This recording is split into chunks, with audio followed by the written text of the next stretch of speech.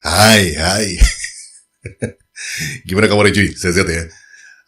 Oh ya, thank you juga buat teman-teman yang sudah subscribe gue ya. Masih mungil subscribernya cuy di sini. Thank you ya. Terima kasih udah subscribe. Nah, kita nih mau nonton acara Metro TV. Entah kalian udah nonton atau belum, tapi mudah-mudahan mau nemenin gue nonton ini.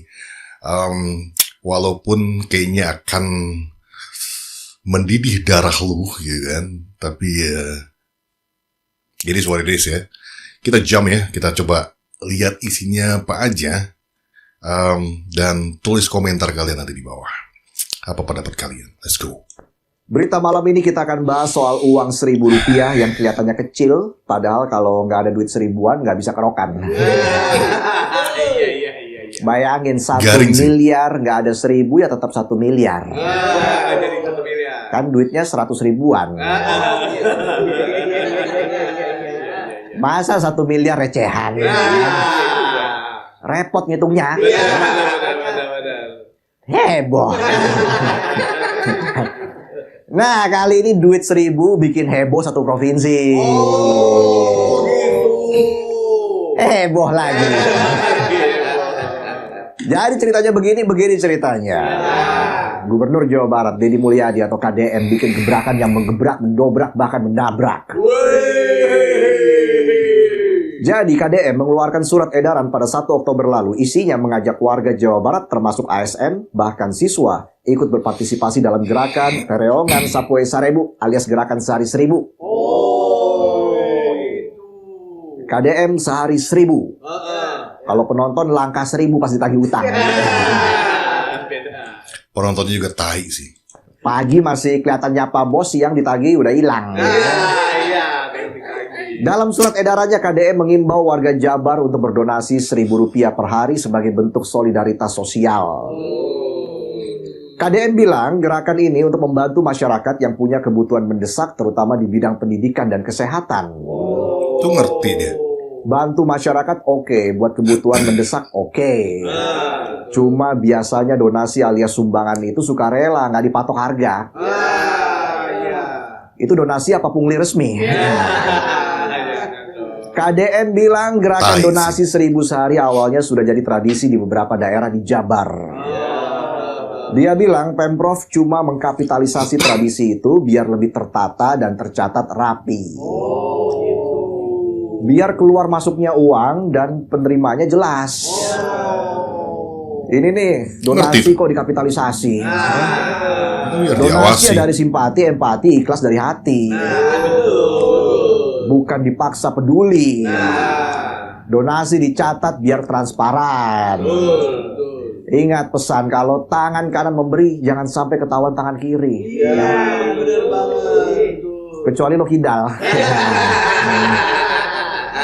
Kalau kadal lidahnya melet dah. Lu kayak kadal. Misal nih kita nggak setuju terus nggak donasi, kan ketahuan, kan malu terus digibahin, dikatain pelit. Iya, bisa. Padahal kita emang lagi sulit.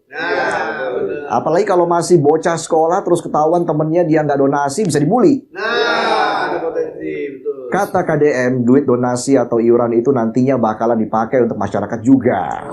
Ini orang sekolahnya mungkin sekolah internasional swasta ya. Kalau kita mah di negeri mah, gue mah di negeri mah biasa tuh suka ada uang kas kan. Dia kasih contoh, misal ada orang dari daerah yang harus berobat ke Jakarta terus nggak punya ongkos pengobatan, dia jadi terhambat. KDM bilang hal kayak gini nggak bisa dianggarkan, orang sakit nggak bisa diprediksi. KDM kasih contoh lain, masalah anak sekolah yang nggak punya ongkos, nggak punya sepatu dan butuh bantuan buat kebutuhan sekolahnya. Come on, orang daerah sakit terus dirujuk ke Jakarta. Itu akar masalahnya bukan di ongkos kali Kang, tapi di sistem kesehatannya masih ambyar. Iya. Benerin dulu sistem kesehatan, bukan minta iuran. Ibarat mobil susah nyala nih. Bukannya dibenerin di bengkel, malah diparkir di lapangan padel. Gue servis juga di mobil. Beda ya. Beda servisnya ya. Negara kan sudah punya anggaran yang diambil dari pajak rakyat. Betul. Jadi kenapa urusan pendidikan dan kesehatan yang harusnya jadi tanggung jawab negara kok malah diserahkan lagi ke rakyat? Ini ibarat kita pesen nasi goreng udah bayar tapi kita disuruh bawa piring sendiri, telur sendiri, masak sendiri. Terus abangnya live TikTok. Nasi gorengnya promo kakak. Acak. Tai sih ya. Penontonnya juga bikin tambah mendidih gitu dengernya kayak gini. Dijadikan bahan olok-olok gubernur gue. Acarnya mencar ya. Acar mencar. Selain itu Rp1.000 buat sebagian orang mungkin kedengarannya receh. Tapi buat sebagian lainnya 1.000 itu nggak kecil. Makanya wajar kalau banyak warga yang menolak imbauan itu. Mereka bilang meskipun dalam surat edaran disebutkan donasi bersifat sukarela, tetapi mereka khawatir pelaksanaannya di lapangan malah bakal menjadi kewajiban. Dan walaupun nominalnya terlihat kecil, namun kalau diakumulasi sebulan plus dikalikan jumlah anggota keluarga, maka angkanya jadi sangat besar. Misalnya nih, satu keluarga, mulai berhitung suami nih. istri punya 2 anak, sehari berarti iuran Rp4.000. Sebulan 120.000, padahal bayar listrik sebulan gocap bisa jadi masih nunggak. Belum beli beras, beli minyak, beli gula, beli cabe, bayar arisan. Belum lagi buat beli kuota, buat subscribe konten KDM. Warga juga menolak karena program KDM ini dianggap tumpang tindih dengan gerakan yang sudah mereka jalankan. Lu tahu tuh. Seperti di Kelurahan Tugu Raja, Kota Tasikmalaya, di sana program serupa telah lama diterapkan. Warga secara sukarela menyisihkan Rp1.000 per hari untuk berbagai kebutuhan sosial. Terus Jadi masalahnya kalau gerakan diambil alih oleh provinsi, warga malah khawatir bisa menurunkan kepercayaan masyarakat dan mengurangi partisipasi. Bahkan warga juga merasa keberatan, takutnya program ini jadi ladang korupsi baru. Nah, kalau beneran kejadian, ini mah namanya dari rakyat oleh rakyat untuk pejabat. Ulahnya Kang. Jangan ya Kang ya. Nah, kalau kita lihat jumlah warga Jawa Barat per 30 Juni 2025, tercatat ada sebanyak 51 juta. Nggak usah perfect-perfect dah. Kita anggap aja yang bayar iuran cuma yang milih KDM pas pilkada udah 14 juta orang tuh. Bayar seceng sehari. Sehari kukumpul 14 miliar. dia ini dibaca nih, baca teks dia nih. Baca prompter kalau matanya. Baca prompter dia. Ini memang udah disiapin. Titipan siapa nih? Titipan siapa yang katanya ini? Bulan 420 miliar, setahun 5 triliun rupiah. Duit segitu kalau dibangun rumah sakit, sehat rumah.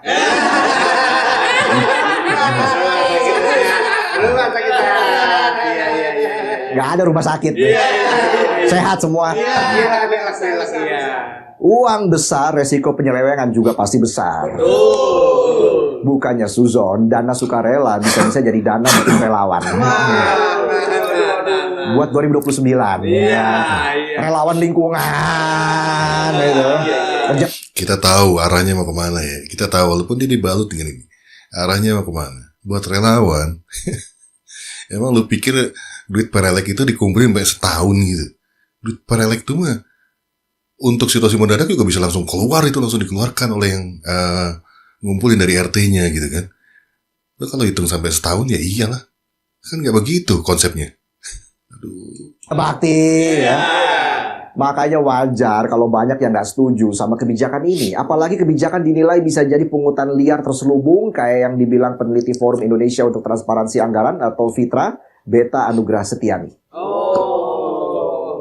Beta bilang semangat gotong royong itu bagus, tapi jadi kehilangan makna kalau disusun lewat surat edaran resmi. Karena kalau ada surat edaran, aparat di lapangan bisa ngerasa punya alasan. Ujung-ujungnya bukan jadi partisipasi, tapi pungli resmi. Jangan sampai ya. Ibaratnya nih bos besar bilang, kalau bisa tiap ruangan punya tanaman. Anak buahnya yang suka cari muka malah bilang, tiap ruangan wajib ada bonsainya ya. Mahal ya. Yang tadinya cuma imbauan malah jadi beban perawatan.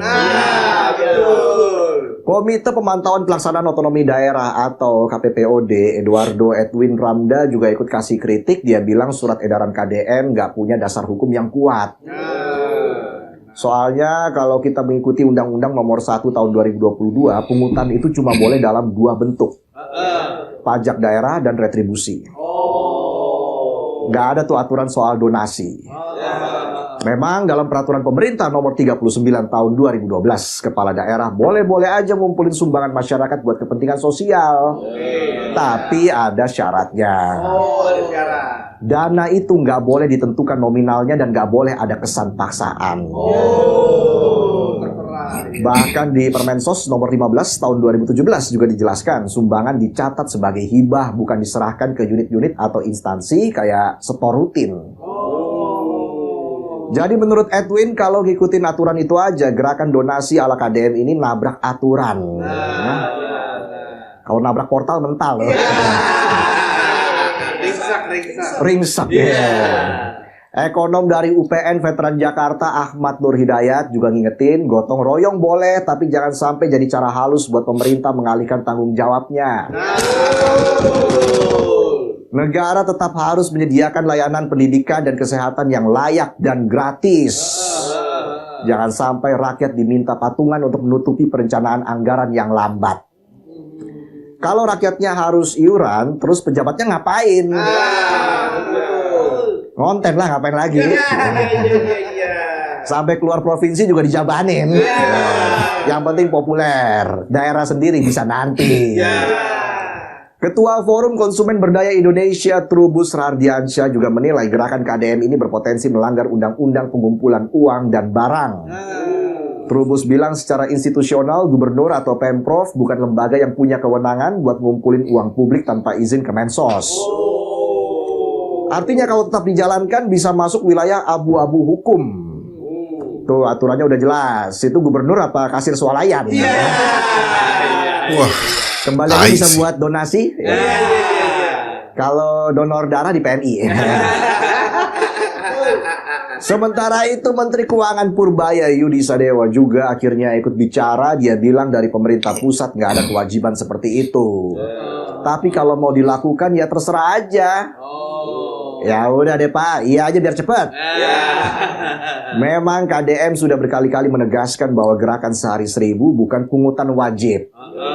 Tapi di masyarakat kata sukarela dan tidak wajib udah sering bikin trauma. Bikin trauma udah kayak kata OTW. OTW ya 5 menit. OTW narik selimut lagi. Ditungguin 5 hari juga gak datang. Sebagian orang menilai program ini bisa jadi simbol kebersamaan dan kepedulian sosial di tengah krisis. Tapi yang lain khawatir semangat gotong royong ini cuma jadi cara baru buat rakyat nombok. Tentu gotong royong dan saling membantu sesama adalah hal yang baik. Betul. Dan sistem gotong royong secara mandiri yang sudah berjalan di masyarakat saat ini dinilai lebih sesuai dengan kondisi real warga setempat. Inovasi boleh dilakukan asal tidak kebablasan dan menabrak aturan. Selesaikan masalah dengan solusi yang menyentuh akar masalah, bukan cuma solusi basa-basi yang ujungnya cuma demi popularitas semata. Jangan sampai negara cuma duduk manis tanpa ngasih tindakan yang realistis.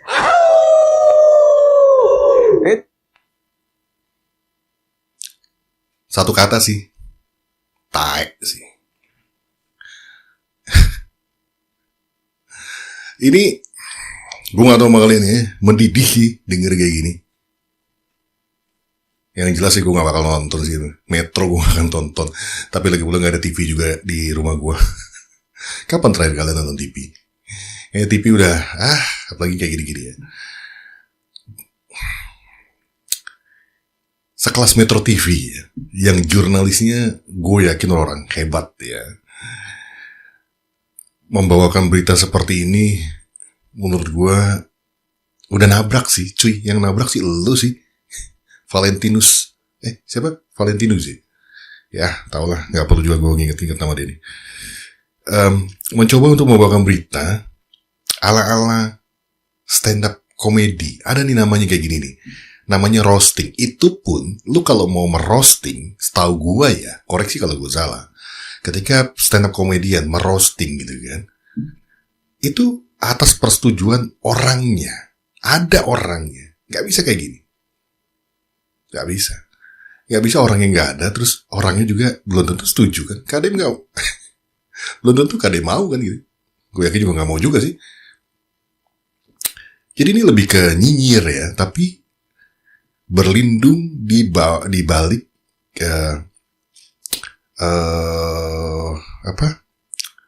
stand up comedy gitu.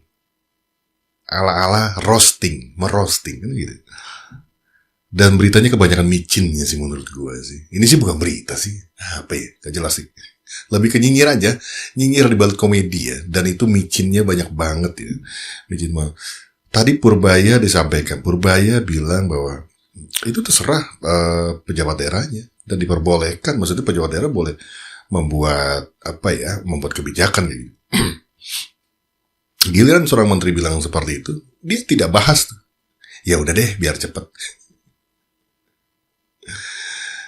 Dan perelek ini sudah berjalan. Dia juga sudah tahu, sudah berjalan. Kadang ini kan lebih kayak seperti melegitimasi bahwa itu tuh boleh dilakukan oleh warga, gitu kan. Dan kalau kita lihat dari sisi positif bahwa himbauannya itu untuk memancing, daerah-daerah lain juga mengikuti. Sebagian besar Jawa Barat sudah melakukan itu. Tapi kan ada juga yang belum. Nah yang belum ini, harapannya Kadem juga bisa melakukan hal yang serupa. Karena begitu banyak orang yang datang ke Lembur Pakuan, yang mengadukan permasalahannya, yang bahkan lingkungannya gak ada yang tahu. Tetangganya mungkin gak ada yang tahu tuh. Nah ini yang pengen dirubah. Supaya kita punya jiwa rasa gotong royong. Untuk membantu dari hal-hal kecil. Dan dia tadi mulai berhitung-hitung. Kalau sebulan berapa? Setahun berapa? Siapa nih? Resa nih. Perelek itu gak nunggu sampai setahun sebulan aja enggak gitu. Itu bisa langsung digunakan. Tiba-tiba, namanya juga emergency. Ada gitu orang sakit. Wah, belum waktunya nih. Nunggu nanti tahun depan baru cair. Baru kita bisa buka nih pereleknya. Enggak. Jadi konsepnya nggak begitu. Jadi harian. Satu hari baru terkumpul terus ada yang butuh ya. Bisa langsung dikasihkan ke orang yang membutuhkan. Gitu. Jadi kalau lu hitung sampai setahun. Terus kesannya kayak dikumpulkan oleh RT. Terus nanti setor gitu kah ke gubernur. Nggak gitu. Itu dikelola tetap. Yang mengelola juga dari dulu ya itu aja. Ya RT-nya, Kadesnya gitu kan. Atau sekretaris desa misalkan. Ya sudah silakan berjalan dengan ininya masing-masing. Yang sudah berjalan gitu kan. Hanya menghimbau, bukan mewajibkan, menghimbau dengan kalimat tadi 1.000 sehari gitu kan. Ya, kalau nggak mampu juga tidak ada paksaan. Terus kalau tadi dia bilang ekonominya aja sulit, boro-boro ngasih 1.000. Nah yang ekonominya sulit itu malah mungkin bisa mendapatkan bantuan dari yang 1.000. Konsepnya begitu. Ya sama ibaratnya kalau kita itu bayar zakat gitu kan. Kalau nggak mampu bayar zakat, miskin, ya kita lah penerima zakat itu. Jadi nggak usah mikirin memaksakan untuk bayar zakat. Gitu loh konsepnya. Ngonten keluar daerah, dijabanin dia bilang. Setahu gue, Kadem tuh keluar daerah. Itu biasanya kena undangan. Yang gue tahu sempat ke Jogja waktu itu menghadiri Gus Miftah gitu kan. Terus ke Yaimin karena undangan kayak gitu kan, membalik kunjungan. Itu dibahas. Gue lebih seneng bahkan ketika dia libur KDM itu dikontenin. Jadi kita tahu nih dia libur tuh ngapain sih. Ya dia ternyata bersilaturahmi sama Yaimin yang terakhir ya, kita bahas itu ya, terakhir. Kayak gitu. Jadi kita tahu semuanya. Dia ngeledek gubernur ngapain kerjanya kalau ini semua dilakukan ngonten. Gubernur gua udah pernah ngomong tuh kalau tidak salah gue lupa deh, ada kok di Cirebon deh kalau nggak salah. Gubernur nggak ada kerjaannya, dia bilang. Dia ngaku sendiri, dia bilang yang kerja tuh bupati. Kalau ada yang kesana kesini itu mah cari ini aja. Dia bilang, gue lupa deh, pokoknya kayak cari pura-pura sibuk dia bilang kalau nggak salah ya. Dia udah nyatakan sendiri, nggak perlu diinikan, dia tahu. Tapi Ketika dia bilang dia tidak ada kerjaannya, malah sebaliknya dia banyak melakukan banyak hal. Minimal dia menginisiasi. Dia turun ke gorong-gorong apa ke sungai. Itu simbolik buat orang yang paham, yang berpikiran positif ya. Itu adalah simbolik bahwa gubernurnya aja mau turun. Kotor-kotoran. Lalu perangkat yang dibawa kan harusnya mikir. Gitu loh konsepnya. Sehingga tidak lagi takut kotor. Tidak lagi malas untuk keluar menemui warga. Karena itu yang dia lakukan. Gue pernah bilang bahwa banyak orang bisa memberikan contoh. Tapi tidak semua orang bisa dijadikan contoh. Nah, KDM ini sedang menerapkan itu. Dia ingin menjadi pribadi yang bisa dicontoh. Makanya dia selalu melakukan hal-hal kebaikan dan keberpihakan kepada rakyat. Yang humanis dia juga. Menjadi pribadi yang humanis. Yang selalu bisa berbicara dengan rakyatnya menggunakan bahasa yang dimengerti oleh rakyatnya. Nggak pakai bahasa kiasan-kiasan yang sulit dimengerti. Terus penyebutan Gubernur Kasir Swalayan tuh itu sih bangke sih maksud gua ya gitu kan. Nggak ada analogi lain gitu. Kenapa harus disamakan? Bukan gue merendahkan Kasir Swalayan ya, tapi ini adalah seorang gubernur gitu loh. Yang jelas punya jabatan dan dia dipilih oleh rakyat. Dipilih oleh rakyat, langsung oleh rakyat ini. Bukan ditunjuk, bukan kayak menteri ya. Menteri kan ditunjuk sama presiden. Ini dipilih oleh rakyat. Ada orang yang memilih dia, dan terus lu mengatakan bahwa ini gubernur apa Kasir Swalayan. Itu sih penghinaan menurutku.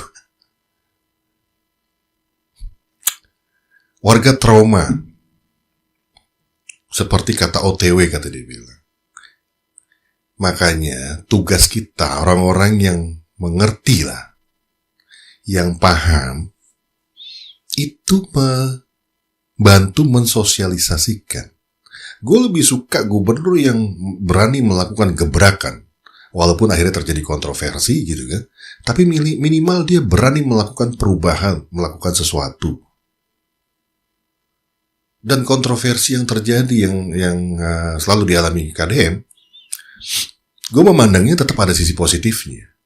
Karena dengan adanya kontroversi itu, maka gubernur gue semakin terlihat dia melakukan sesuatu, memutuskan sesuatu, mengeluarkan kebijakan. Akhirnya semua orang tahu. Dan ketika berhasil, semua orang diam. Tapi ketika dia melakukan program, selalu dicari celahnya bagaimana cara menjatuhkan dan bagaimana menyatakan bahwa itu programnya salah.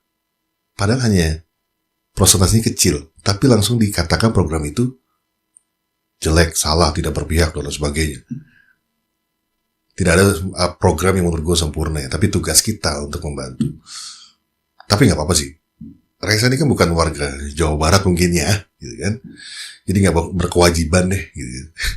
Biarkan nanti warga-warga Jawa Barat yang berjuang untuk membantu KDM sehingga programnya bisa mendekati sempurna. Karena bagaimanapun gubernur gue bukan malaikat ya, dia bisa berpotensi melakukan kesalahan atau kekurang sempurnaan, tapi gue karena bangga dengan KDM, dan gue yakin banyak sekarang, lo semua yang di sini nonton gue, juga ada yang bangga, maka tugas kita untuk membantu bagaimana menyempurnakan dan bagaimana kita mengcounter pemikiran-pemikiran yang salah terhadap KDM. Dan kita harus pelajari juga karakter pemimpin kita nih, KDM. Dan mungkin banyak yang shock ya, karena belum pernah ada gubernur yang seperti ini ya. Aduh, gubernur gue gak perlu cari popularitas. Dia udah lama melakukan kayak gini. Dia ngonten juga udah lama, sebelum jadi gubernur. Jadi kalau dia masih tetap melakukan itu, gak ada masalah sama gue. Dan bahkan kembali lagi tadi yang gue bilang bahwa gue lebih senang gubernur gue mengkontenkan kehidupannya, terutama ketika dia bekerja. Jadi rakyat tahu bagaimana mengatur anggaran. Itu kan selalu dipublikkan. Kurang transparansi apa gubernur gua gitu loh. Orang teriak transparansi. Ini udah dilakukan. Gitu dilakukan, malah nyari celahnya. Seumur-umur baru sekarang gue merasakan dan tahu seperti apa sih anggaran, seberapa besarnya anggaran ini, bagaimana orang-orang ini mengatur anggaran. Baru ini gue. Dulu-dulu belum pernah ada yang seperti ini. Belum pernah ada transparansi sampai hal-hal seperti itu dibuka. Baru di KDM. Artinya KDM ini orang yang jujur ya. Kalau dibilang ini bisa jadi merupakan ladang korupsi baru, sorry. KDM tuh bahkan sepertinya tidak tahu kekayaannya berapa. Gajinya nggak diambil, tunjangan-tunjangan lain nggak ada yang diambil sama dia. Gak ada yang duit ya. Harta yang dimiliki itu untuk rakyat lagi, disumbangin semua. Itu jalan dia. Cara dia beramal gitu kan, mungkin salah satunya itu. Jadi dia hartanya itu ya untuk masyarakat. Ketika dia dapat lagi dana operasional yang besar, ya dibalikin lagi ke rakyat. Salahnya di mana? Ketimbang yang lama-lama, yang dulu-dulu atau yang tempat lain gue nggak tahu ya. Lu tahu nggak dana operasional pejabat lu untuk apa? Ngapain aja?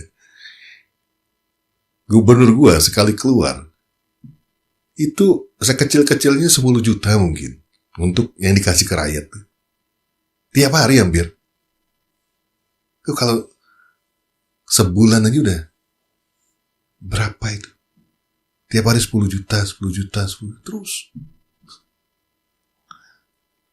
Oke, tinggal sih guys. Gue gak menyarankan dan tidak melarang untuk lo memboikot Metro TV. Kali ini sih nabrak sih. Sampai ketemu di video gue yang lainnya. Sehat-sehat. Bungkus.